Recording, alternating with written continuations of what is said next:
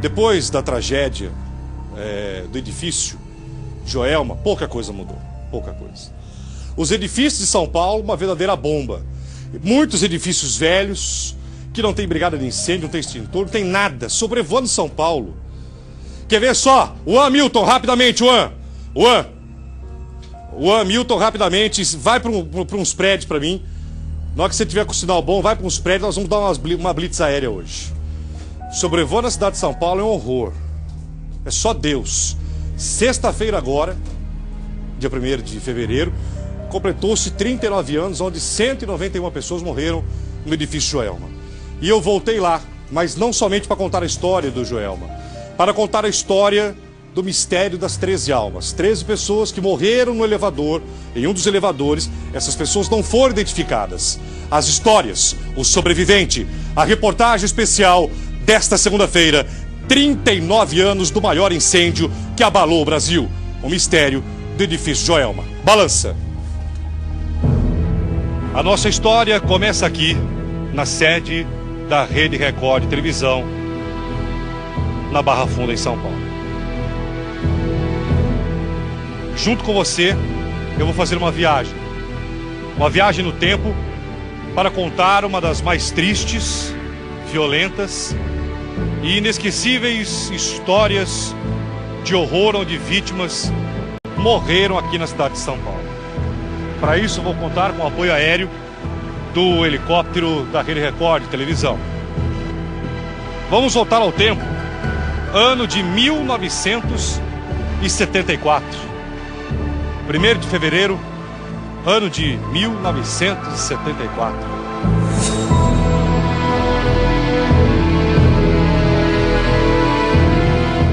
Centro da cidade de São Paulo. Testemunhas, paulistanos que testemunharam e conviveram com um verdadeiro horror. A cena que eles viam do céu, como se eu estivesse olhando para esse prédio aqui, olha. As pessoas olhando para aquele edifício daquela época, logo pela manhã daquela sexta-feira, não acreditavam no que estavam vendo.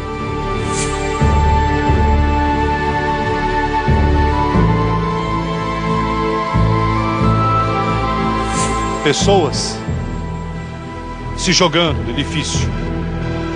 Pessoas no edifício tão alto quanto esse, pedindo por socorro. As chamas comendo e destruindo, principalmente do 13º andar para cima.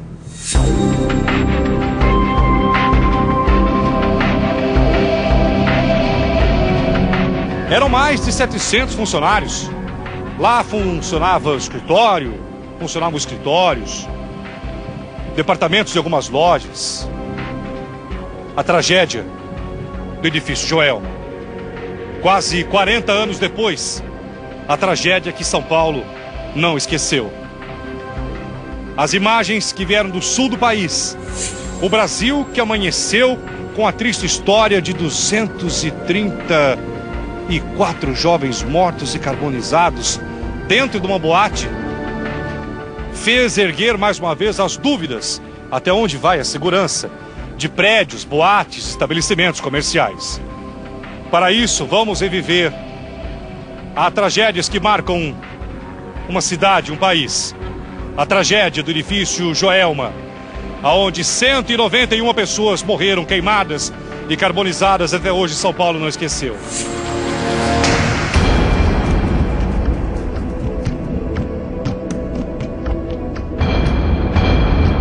Vamos, aliás, entrevistar sobreviventes.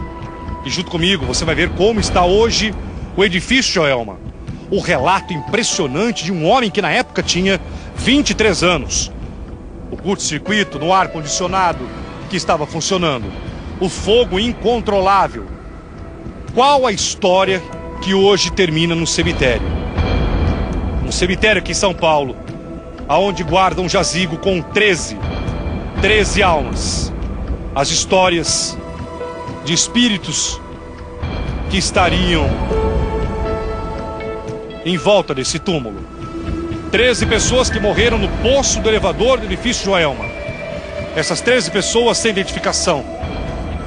foram enterradas nesse cemitério que eu vou daqui a pouco, junto com o sobrevivente do Joelma. A história é que essas 13 pessoas eram funcionários de lá, não conseguiram sair em tempo e morreram queimadas. Que se ouve gritos e que saem até fumaça do túmulo. Verdade ou mentira? As cenas que até hoje São Paulo não esquece. A tragédia do edifício Joelma, contada agora e revivida no Balanço Geral.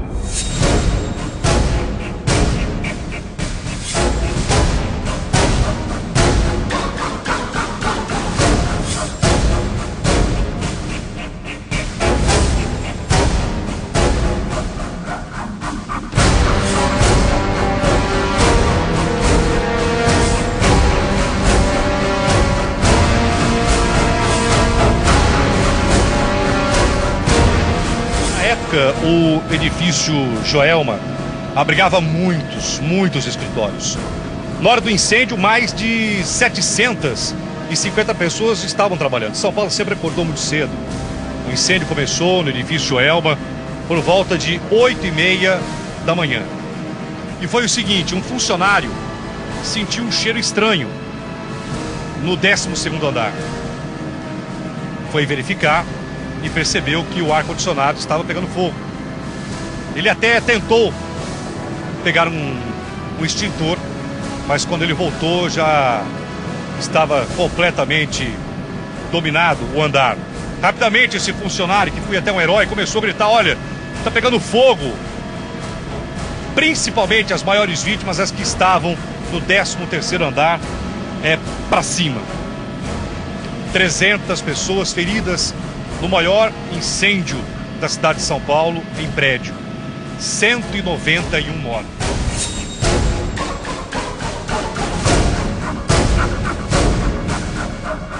Entre esses 191 mortos, nós temos a história das 13 almas. 13 pessoas. Conta essa história. Daqui a pouco o sobrevivente vai estar comigo aqui no helicóptero. Ele vai junto comigo no edifício Joelma. Conta a história que essas 13 pessoas estavam no elevador. No desespero de se salvarem, elas ficaram presas no elevador, morreram queimadas, também asfixiadas. Essas vítimas nunca foram identificadas, nunca. Veja agora comigo as imagens desse incêndio que até hoje parece não sair da cabeça de todos nós. Manhã de sexta-feira, dia 1º de fevereiro de 1974. O edifício Joelma, na capital paulista, é envolvido pelas chamas, resultando num espetáculo dantesco de proporções inusitadas. Já estamos sobrevoando o centro da cidade de São Paulo. Vocês vão ver agora, exatamente. Esse edifício Joelma, meu Deus. Esse edifício, há 40 anos atrás, foi palco da maior tragédia de incêndio na cidade de São Paulo.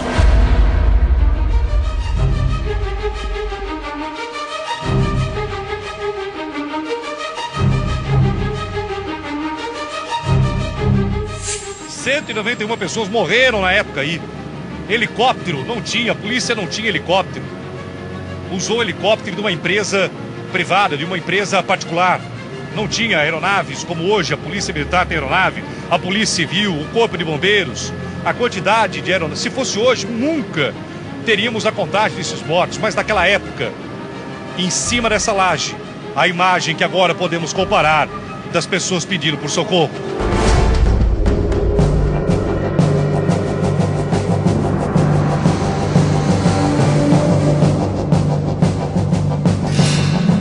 ...40 anos depois, eu estou aqui dentro dessa aeronave para daqui a pouco trazer a história de um sobrevivente que ficou em cima, viu tudo de perto, sobreviveu às chamas, e a história das 13 almas.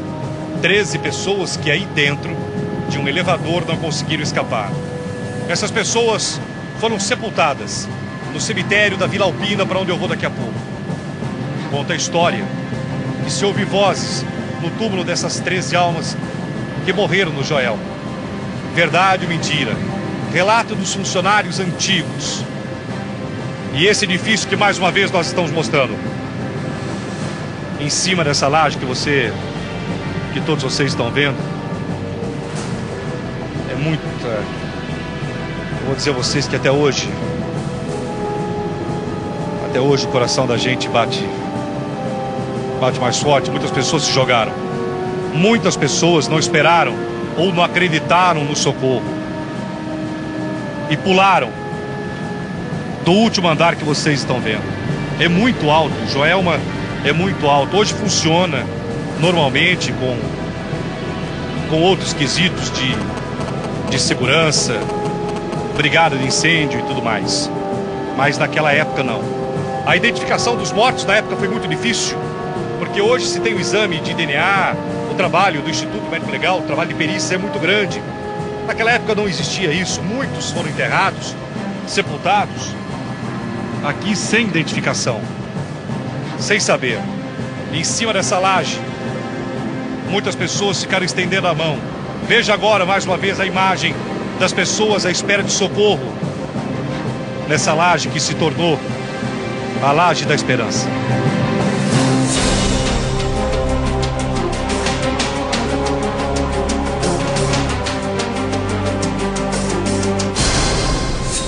Cinco andares que ainda existem. A gente olhando para o prédio aqui embaixo, olha lá.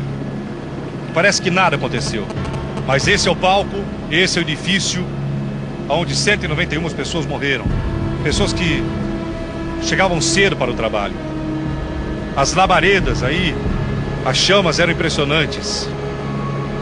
Opa, vamos tentar achar agora o 13º andar, aonde a tragédia começou. Funcionário que correu para apanhar o extintor portátil, mas uma assessorista, a história da assessorista que salvou muitas vidas, mas que não salvou a sua própria vida. É esse, Borracha. Exatamente, 13º aí, nas mãos do nosso cinegrafista aéreo Alexandre Borracha. Veja só, este o 10º, meu Deus do céu, não dá para imaginar que essas pessoas passaram, o desespero, se seriam salvos ou não. Você vê inclusive que tem ar-condicionado antigo ainda. Você pode ver, dá uma olhada, ainda tem ar-condicionado antigo nesse edifício. Dá uma olhada, isso, perfeito, Alexandre. Dá uma olhada, aquele ar lá, ó. Aquele ar é um ar-condicionado dos antigos ainda. Foi um desses modelos que acabou pegando fogo e causando aí uma destruição completa. Daqui a pouco eu vou encontrar Mauro Lilege, que na época tinha 23 anos, hoje tem 62. Ele ficou 7 horas pendurado no parapeito do edifício Joelma. E é para lá que nós vamos agora. Bora, comandante Alexandre. Eu quero agradecer aí a Prefeitura Municipal que nos cedeu o espaço L ponto da Prefeitura. Eu vou encontrar agora o Mauro, que hoje tem 62 anos. Na época tinha 23, era bancário, estava no edifício Joelma. Eu vou trazer ele aqui. Qual será a reação dele, o que ele vai contar. E daqui a pouco no cemitério. Mauro, bancário que sobreviveu a uma das maiores tragédias de incêndio. E é para lá que nós vamos agora, ele já deve estar. Já chegamos? É muito perto, né? Dá uma olhada, corta lá ele lá, ó. A gente já consegue ver um dos sobreviventes, olha ele lá. Um dos sobreviventes do edifício Joelma.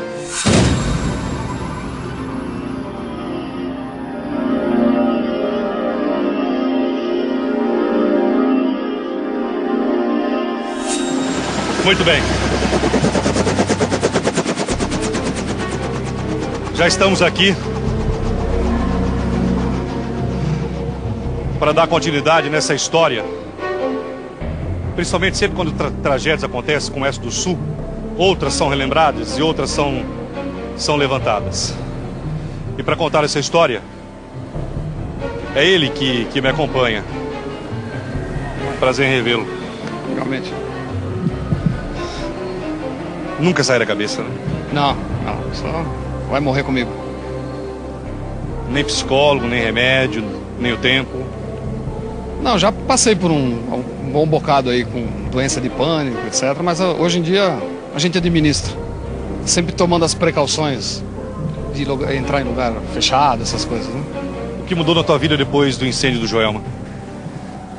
Vamos dizer, eu sou uma pessoa extremamente preocupada com segurança, né? Se o senhor entrar, por exemplo, num cinema, Antes de sentar, eu faço uma análise de quais são as saídas, quais são as hipóteses de algum evento, de fuga. Isso é invariável, faz parte da minha rotina. agora que o senhor acompanhou pelos telejornais a tragédia do Sul, o que passou pela cabeça quando o senhor viu aquelas imagens da boate, daqueles jovens mortos? Relembrei a tragédia que eu presenciei, né? Lamento que nós temos a cultura do jeitinho, né? A cultura do jeitinho, vamos dizer, a legislação não resolve, porque não adianta ter legislação se as pessoas, a sociedade como um todo, não seguem as regras básicas, né? E tragédias como essas, provavelmente, Deus queira que não aconteça, mas é provável que aconteça novamente. Por que o senhor acredita nisso? Pela mesma sequência de fatores, é só juntar uma sequência de fatores para que o fato ocorra. Vamos dizer, como a prevenção é uma coisa que não está na nossa cultura, então a qualquer momento a gente está sujeito a, infelizmente, a uma tragédia como essa.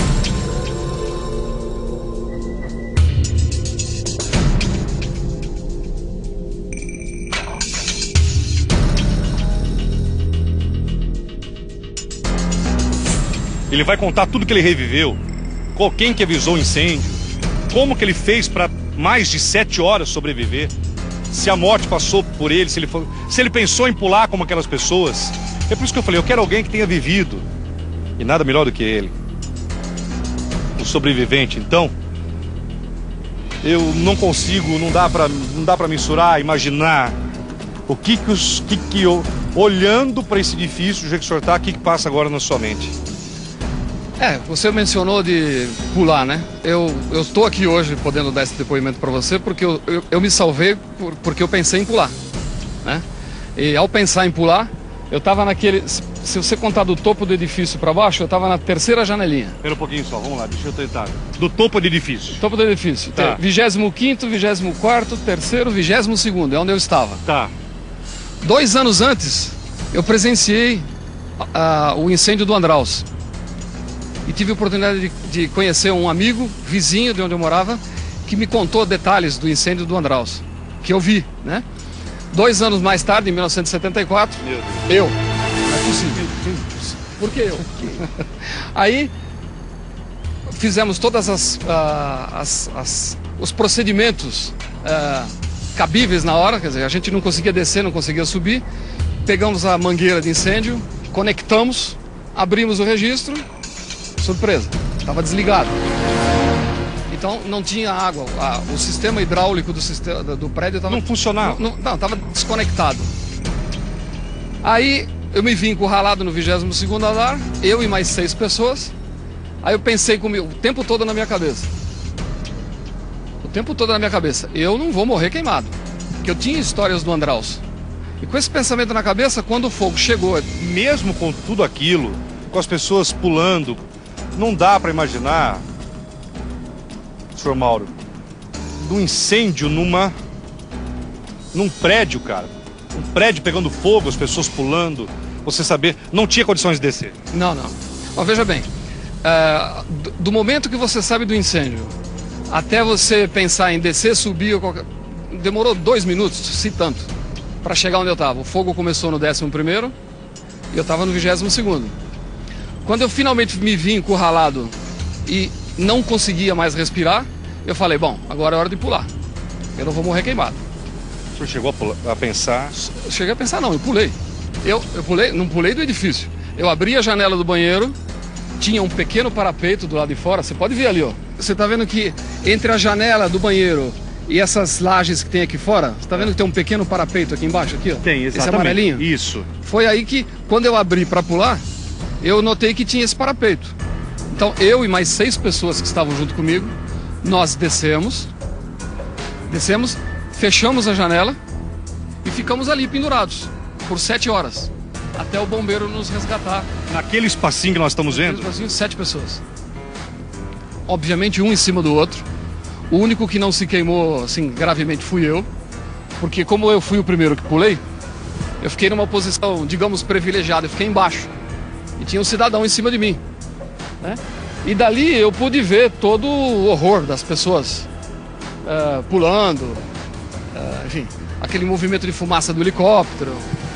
Cada vez que o helicóptero chegava e pairava sobre o edifício, você imaginava, é agora que eu vou morrer. Porque o helicóptero, quando ele está parado no espaço, ele expele fumaça para baixo, né? Logo onde nós estávamos.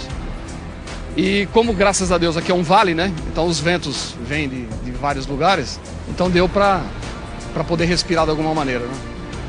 7 horas pendurado. Você lembra do dia que você nasceu. Você lembra de tudo que você fez, tudo que você não fez, por que você fez, o que eu estou fazendo aqui. É uma situação complicada. Durante essas 7 horas, o que vocês conversavam entre vocês? Você mantém amizade com esses outros 6? Sim, sim. Sou muito próximo de um colega chamado Hiroshi Shimuta, que estava junto com a gente. Ele é um dos 7 que estavam nessa janela. A gente tem contato semanal, né?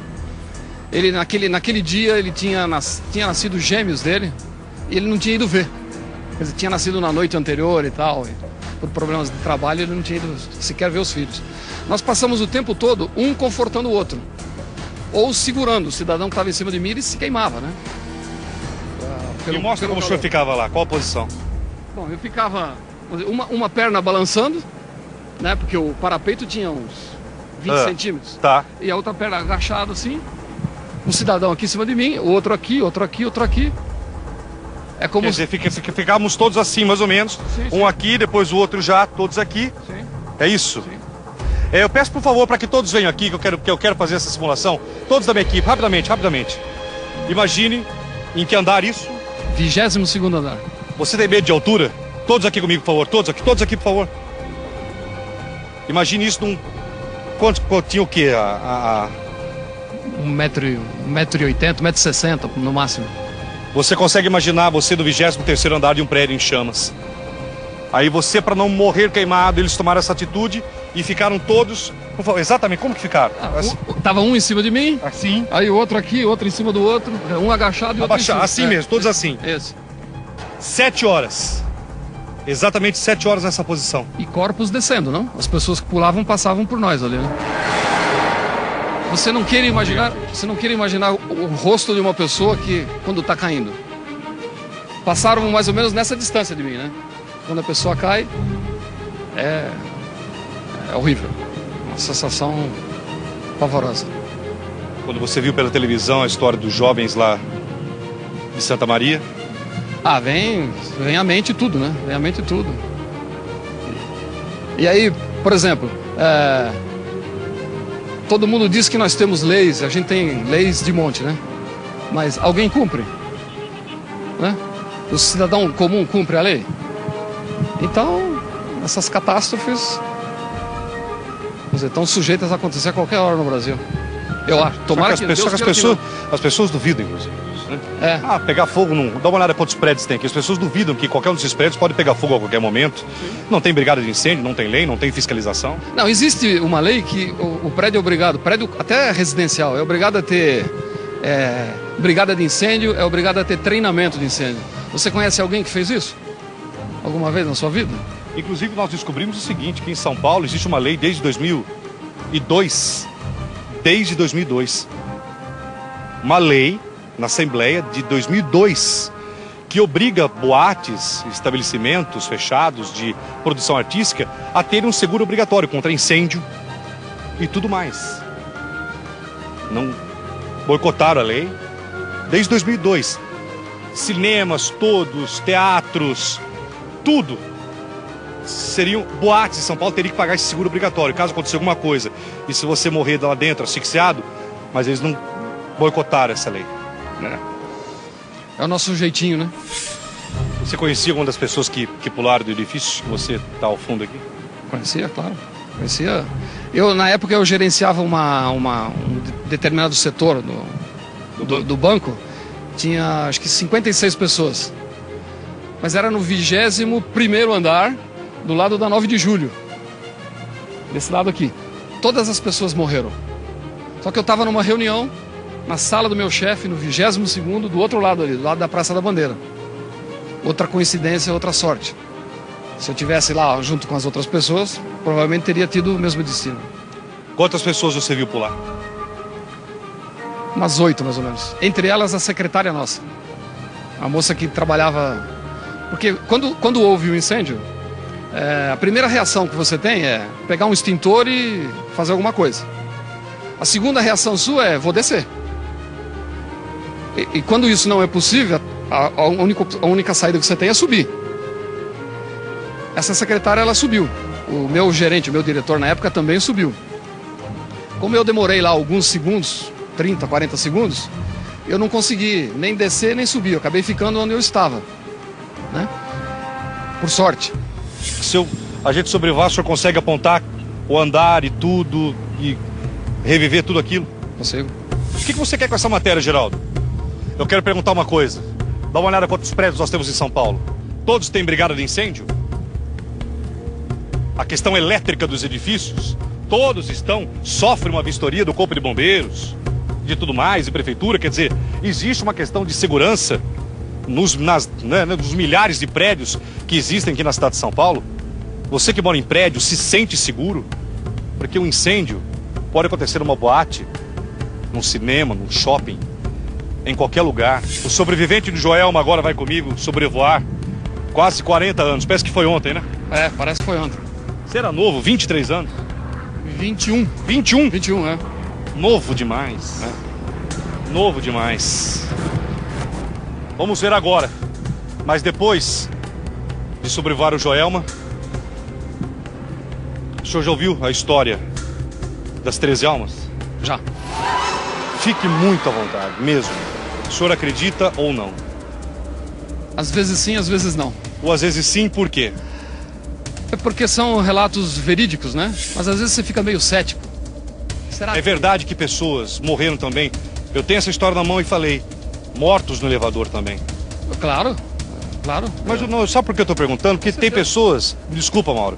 Quando a gente leva isso para televisão, tem pessoas que na ignorância ainda acham que isso pode ser contos ou lendas do passado, de uma tragédia. E isso foi real.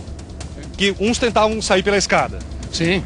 A escada, veja bem, como não tinha portas corta-fogo e como a escada era bem no centro do edifício, a escada virou uma chaminé, né?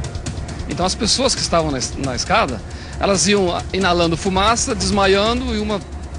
Meio como na boate, quer dizer, as pessoas, uma pisoteando a outra e... Muitas pessoas morreram na escada.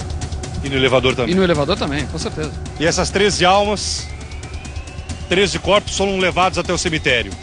E lá conta-se tudo.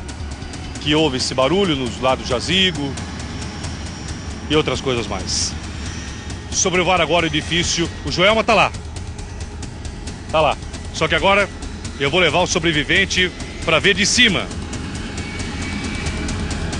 Para que tudo isso não se repita.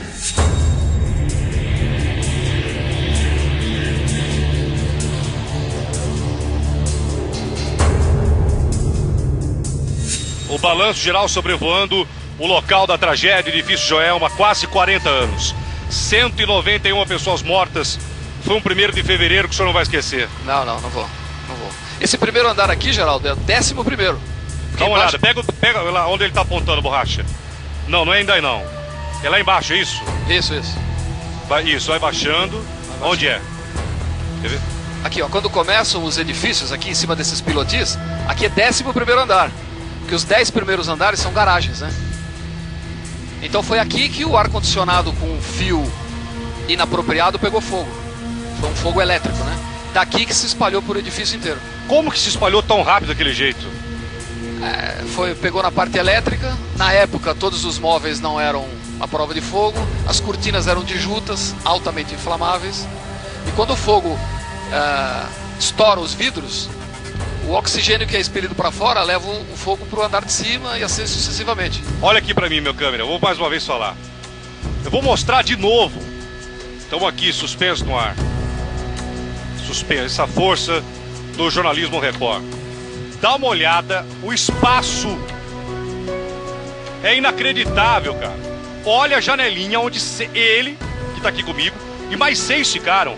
Durante 7, o edifício ardendo em chamas. As imagens do edifício em chamas.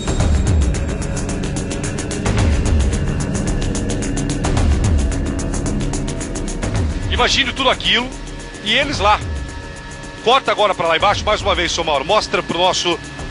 O comandante vai se posicionar, é muito alto, meu Deus. É. Aqui, ó, conta, 1, 2, 3, nessa janela aqui, ó. 22º andar.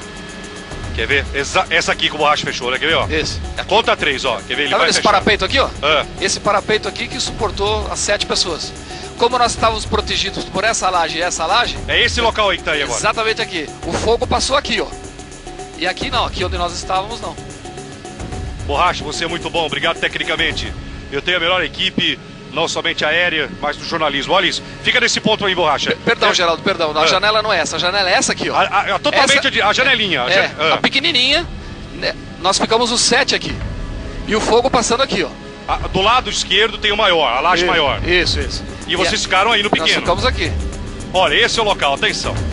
7 pessoas aí. Eu estou com sobrevivente aqui a bordo do nosso helicóptero durante 7 horas aí. Sabe o que é essa janela aqui?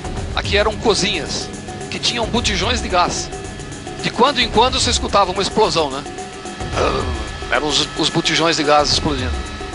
Mauro, qual que foi o pior momento olhando aí? O que você está sentindo agora aqui em cima, Mauro? Além do medo do helicóptero? Além do medo que você não precisa ter, mas tudo bem. Vem à mente da gente toda a tragédia, todas as pessoas que faleceram. É triste. É uma lembrança que, honestamente, a gente não gostaria de ter. Eu não consigo imaginar. Olha a janela, gente. Olha o espaço. O Borracha vai fechar mais uma vez. Essa daí, né? Isso. Aqui. Essa aqui. Olha aí. Imagine 7 pessoas. Mas olha como que Deus é misericordioso. Quem teve a ideia? Foi você? Eu fui o primeiro que pulou. Quer dizer, se ser o primeiro é ter ideia, fui eu. Né? Porque como eu presenciei o incêndio do Andraus 2 anos antes, eu tinha isso na mente. Não quero morrer queimado. Quando chegou um momento crucial lá dentro do banheiro, em que eu não conseguia mais respirar, que eu senti o cérebro formigando, eu falei, é hora de pular. Ao abrir essa janela, notei o parapeito. Aí pulamos todos, fechamos a janela e conseguimos sobreviver. O senhor nunca ficou tão próximo assim do teu local que te fez sobreviver. Olhando de perto, estando aqui em cima, Mauro. A lembrança que vem é das pessoas que pularam e a gente pôde presenciar. Você imagina você acompanhar uma pessoa que pulou e ver ela se estatelar lá no chão. É triste. É uma lembrança horrorosa. Então vamos lá. Cemitério agora da Vila Alpina. A história agora que eu vou contar é a história das 13 pessoas que morreram no posto do elevador, no elevador, e que se ouve lá, enfim, as histórias que você acompanha junto comigo a partir de agora, aqui dentro do nosso Balanço Geral. A bordo, esse homem que é um exemplo e que ainda vai ter um recado final para todos vocês. Agora, quanto tempo até o cemitério da Vila Alpina, comandante? 5 minutos de voo. Pegando agora a Grande São Paulo. Dá uma olhada no tamanho dessa cidade. Olha só que é prédio. E aí vem a pergunta, todos esses prédios, todos esses que vocês estão vendo aqui, todos estão seguros? Todos? Todos que moram aí têm treinamento adequado? Todos verificaram se as mangueiras, os extintores estão em dia? Só vamos lembrar durante uma tragédia como o Joelma, a gente quer balançar esse alerta acima de tudo. Cemitério da Vila Alpina.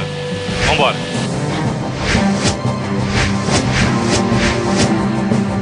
Já estamos agora sobrevoando o cemitério da Vila Alpina. Aí embaixo, nós vamos descer num heliponto autorizado. A minha equipe já estava esperando por terra. E neste cemitério existe um grande mistério. 13 das 191 vítimas do Joelma foram sepultadas aí. E a história que se conta é impressionante. O que se ouve, gritos, murmúrios. E pessoas que jogam água. Estranho, exatamente, pessoas que jogam água sobre o túmulo. E aí dizem que os gritos param.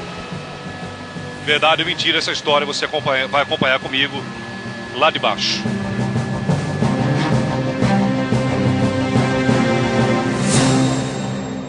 Que vocês vão ver uma coisa assim inacreditável. Inacreditável.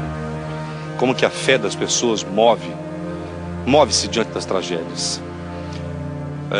Dos 191 mortos do edifício Joelma, alguns se espalharam os velórios e os sepultamentos. 13 dessas pessoas que morreram lá foram trazidas para cá. Não foi possível na época identificar essas 13 pessoas. Então ficaram conhecidas como as 13 almas. E foram enterradas sem nome, sem nenhuma identificação. Sabe-se apenas que elas morreram dentro de um dos elevadores, tentando se salvar. E elas não conseguiram devido à fumaça e tudo mais. Então nós estamos aqui no cemitério da Vila Alpina. E aqui ficou como uma espécie de um espaço das vítimas do Joelma, sepultadas uma do lado da outra. E vocês vão ver uma cena que no mínimo, se você acredita ou não, que no mínimo vai te emocionar. Que eu vi agora aí, eu não vou falar, vou mostrar pra vocês. Obrigado por ter vindo comigo aqui, viu? Sorte, estamos à disposição. Passa pela cabeça do senhor que o senhor poderia estar... É uma pergunta um pouco forte. O senhor poderia estar aqui, entre essas vítimas enterradas? Sem dúvida, sem dúvida. A proteção divina me livrou disso aí, né? A imagem que vocês vão ver, ela é muito forte. Mas antes dessa imagem, eu quero apresentar uma pessoa para vocês. Esse homem é como se fosse um pesquisador do assunto do Joelma e de outros assuntos, né, que inspiram a curiosidade diante de tudo isso. Por que começou a pesquisar o caso Joelma? Porque eu tenho um site que eu reúno artigos diversos de mistérios, sobrenaturais, que me interesso por isso há muito tempo, e o Joelma foi um assunto que me chamou a atenção assim, desde o início pelo impacto que teve, né, pela grande tragédia, e devido aos vários fatos estranhos que aconteceram, tanto no edifício, né, Joelma após o incêndio. Acreditaram ou não? Sim. Por quê? Tem várias testemunhas que comprovaram isso, várias pessoas que presenciaram vários fatos, né, desse tipo, né. Antônio, por favor, Chico, qual um desses casos que você, quando começou a fazer o levantamento investigativo no Joelma, você ouviu? Um dos fatos mais estranhos, assim, mais assustadores que ocorreram, né, que eu fiquei sabendo, que conversei com a pessoa, foi a história de um entregador que foi fazer uma entrega no edifício Joelma à noite, né, hoje edifício Praça das Bandeiras já, né? Sim. E ele estacionou no subsolo e ele ficou aguardando no carro e o ajudante subiu para fazer a entrega da encomenda. Enquanto isso, ele ficou aguardando no veículo, ele viu que no fundo da garagem do prédio, na parte escura, surgiu uma mulher vestida toda de branco e estava se deslocando pelo estacionamento. E ele, observando assim mais atentamente, ele viu que a mulher não estava andando, ela estava flutuando no ar. E ela atravessou a garagem e desapareceu numa outra parede do subsolo, assim, misteriosamente.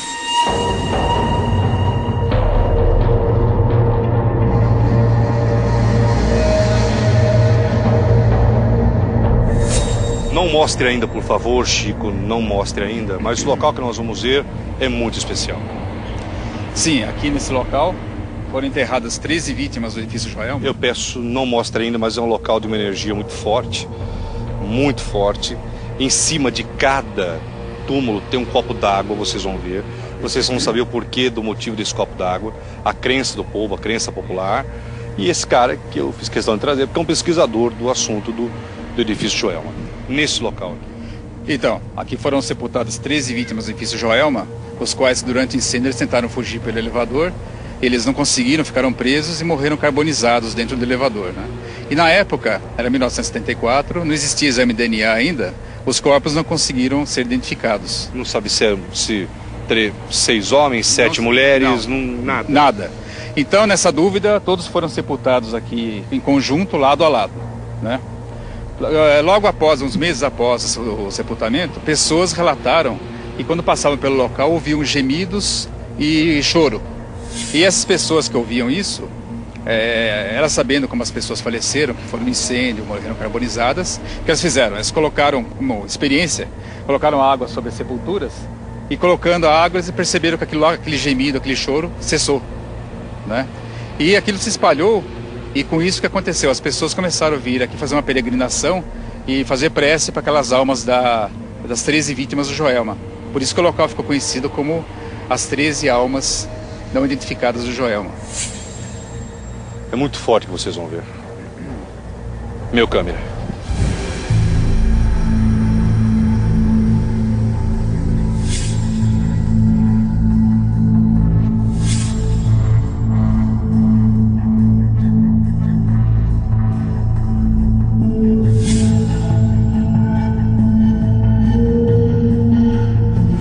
Vocês estão observando que em cada túmulo existe um copo d'água. Todos os dias, pessoas que acreditam nos milagres, nos pedidos, vêm até aqui. Essas são as vítimas, as 13 do Joelma. Pessoas que há quase 40 anos atrás perderam suas vidas.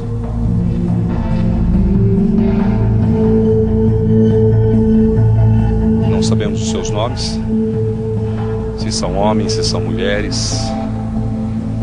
Sabemos que eram vidas, pessoas que estavam no edifício naquela sexta-feira, 1º de fevereiro do ano de 1974. É uma emoção muito forte eu estar aqui, vocês me conhecem. Existe uma energia até positiva nesse local. É uma energia inegável, não vou deixar... Como que eu poderia deixar de dizer isso? E se não estivesse sentindo nada, eu também falaria. Mas é uma energia, sim, que você sente aqui. Dá uma olhada em cima, numa imagem mais aberta agora. Olha só. Em cima de cada pequeno jazigo, porque vítimas carbonizadas ficam pequenas. Quando um corpo sofre uma carbonização, se a pessoa tiver 1,80 m, se ela for carbonizada, ela diminui o tamanho.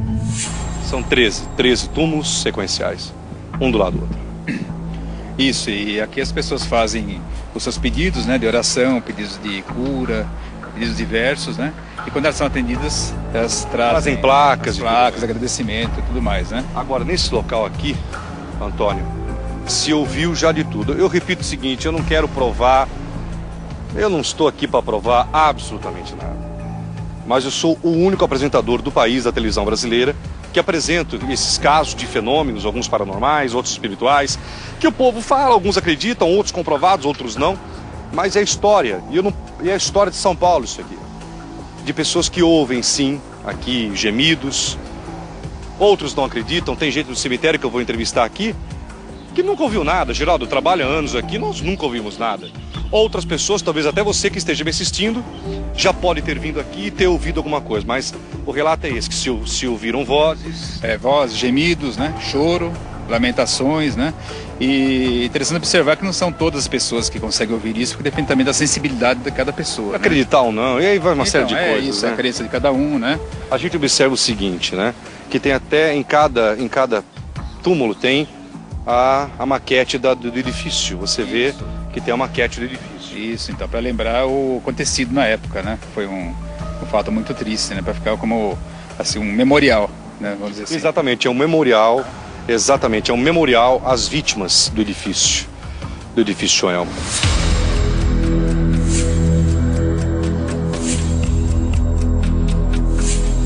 E essas 13 pessoas estavam no elevador. O que você levantou dessa história do elevador, Antônio? Então, porque no momento do incêndio as pessoas ficaram desesperadas para fugir do local.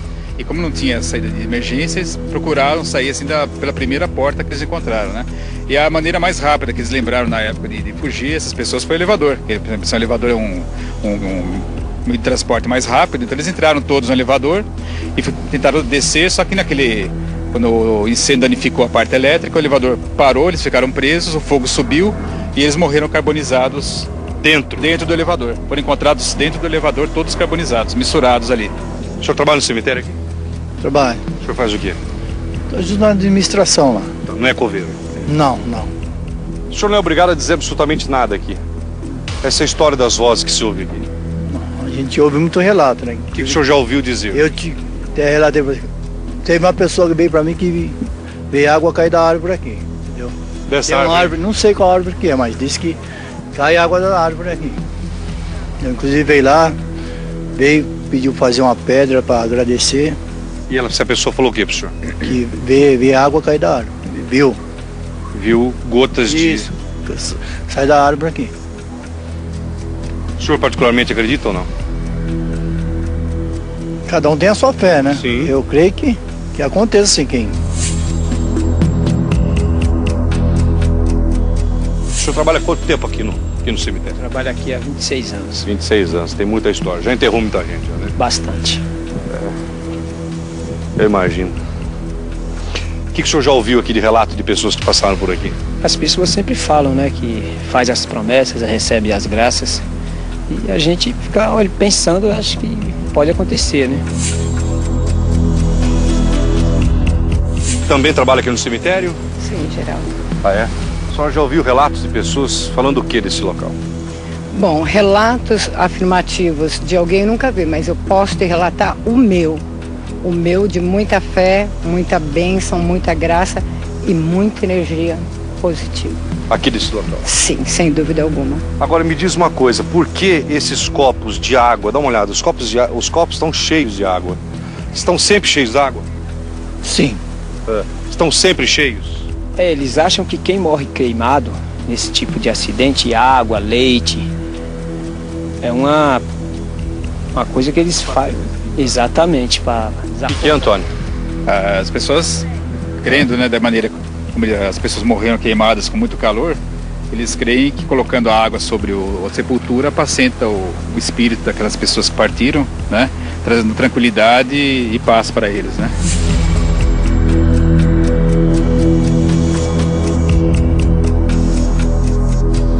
Não se sabe o nome de ninguém, né? Não se sabe, não sabe sexo. Mas e família não reclamou? É que tiveram várias pessoas que desapareceram, né? Então não chegou assim a ter uma identificação precisa de quem seriam essas pessoas, né? Então, na dúvida, todos foram sepultados aqui em conjunto de forma anônima, né? Não se sabe realmente. É que na época tudo era diferente. né? Tudo era mais simples, né? Existia exame de DNA, existia sistema de identificação era mais precário, né? E aqui, vozes e mais o quê? Vozes, né? Choro, gemidos, mas não são todas as pessoas que ouvem isso, né? São pessoas que são mais... Mas você sensíveis. conversou, você encontrou alguma pessoa que tenha ouvido? Eu conversei com uma pessoa que ela presenciou isso, né? Ela falou que ouviu já, né? E não no início, né? Foi uma época muito antiga, né? Mas uns 6, 7 anos atrás. E essa pessoa falou que ouviu aqui gemidos não, mas ouviu um certo choro. Até quando a história do Joelma vai durar? Eu acho para sempre, viu? Eu acho para sempre. Foi uma tragédia que marcou São Paulo, marcou o Brasil inteiro, né? Você acredita nessas histórias? Eu acredito que lá no edifício deva ter muita coisa. Tem, com certeza, porque a história do edifício também, ela já vem de longa data, né? Porque aquele local ali do edifício Joelma foi uma época do século XVIII, XIX, onde existia um pelourinho, ali existia escravos que trabalhavam na região, e ali os escravos eram açoitados e eles morriam, né, de forma violenta na época ali. Já em 1948, houve o crime do Poço, no mesmo local do edifício Joelma, né, onde o professor Paulo Ferreira ele assassinou a mãe e as duas irmãs no mesmo local.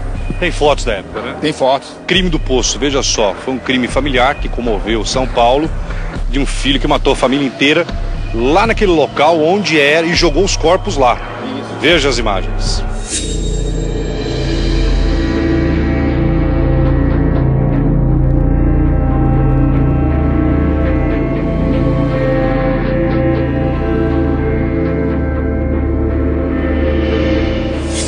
Quer dizer, antes da tragédia do Joelma já tinha ocorrido uma outra tragédia.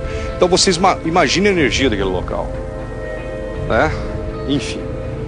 E aí foi construído o edifício lá. Isso, depois do crime do Poço, né, passaram-se vários anos, foi construído o edifício Joelma, onde infelizmente aconteceu aquele incêndio em 1974, matando diversas pessoas, né? Acho que em cada andar de Joelma eu conseguiria um relato. Ah, com certeza. Hoje, inclusive. Inclusive hoje. E pessoas que... Você que trabalha no Joelma, hoje, que não chama mais de Vice Joelma, se você quiser gravar comigo, se identificando ou não, eu quero chamar os funcionários, porque não deixaram eu gravar lá. Não tem nenhum problema. Não me permitiram gravar no interior do edifício. Eu respeito. Mas ninguém pode proibir as pessoas que têm relatos. Se você que trabalha no edifício, hoje, ou trabalhou, e tem relatos, entre em contato com o Geraldo. Entre em contato comigo. Eu vou até você. Se quiser mostrar o rosto, ok. Se não quiser, a gente dá um jeito. Entre em contato que eu tenho certeza que eu vou encontrar relatos impressionantes. Ah, com certeza. Inclusive teve outro relato interessante lá na época, após o incêndio, o edifício foi reformado, né? E foram construídos alguns escritórios de diversas modalidades. Tinha um escritório de advocacia, onde uma estagiária trabalhava até mais tarde. E uma certa noite ela disse que estava guardando os arquivos, organizando os papéis. Ela ouviu um barulho de abrir e fechar portas, né? E ela estranhou porque pensava sozinha ali no escritório. Quando ela foi olhar no saguão da recepção do escritório, ela viu um vulto, uma mulher de branco atravessando o salão. E ela se assustou e resolveu ir embora. Quando ela abriu a porta da sala para sair do andar, pegar o corredor para acessar o elevador, né? Ela olhou e ela viu a mesma mulher indo em direção do corredor, se distanciando e desaparecendo em seguida. Né? E dizem também que ela, em seguida, assim, pediu a conta e não conseguiu mais ficar ali, porque ela já tinha má impressão do local. Ainda vendo isso ainda, ajudou a aumentar o pavor que ela tinha de ficar ali. Né? Gente, isso é histórias do povo. Eu não posso provar nada e eu repito, eu não quero, nem estou aqui para provar isso também. Mas teve gente que falou dos gritos que se ouve aqui e que sairia fumaça. Sim, o choro principalmente, né? Choro, gemido, né? E as graças que são atendidas aqui, né? Com as preces. Que diante dessa reportagem, os prédios de São Paulo se cuidem com brigadas de incêndio, vendo o estado da parte elétrica dos edifícios para que uma tragédia como essa não volte a acontecer, como aquela da boate, e para que novos locais como esse, memorial, em respeito a esses espíritos que se foram, independente de cada religião, o nosso respeito, a nossa oração, pedindo que Jesus abençoe o espírito, a alma de cada uma delas. Do cemitério da Vila Alpina, com a imagem de Francisco Paz. Produção de Gustavo. Acreditar ou não, as histórias do povo, mas aqui está. Todas essas pessoas estavam no elevador. Não conseguiram sair. 39 anos depois, a história que nunca morre. E as imagens que nós nunca vamos esquecer. E que, em nome de Deus, que elas não se repitam. Geraldo Luiz. Para o Balanço Geral.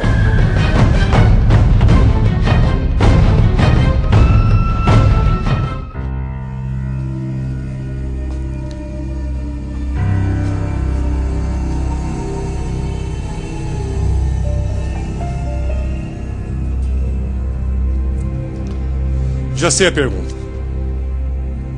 É o que... Aliás, eu quero... Nem falei com o meu diretor, nem comuniquei.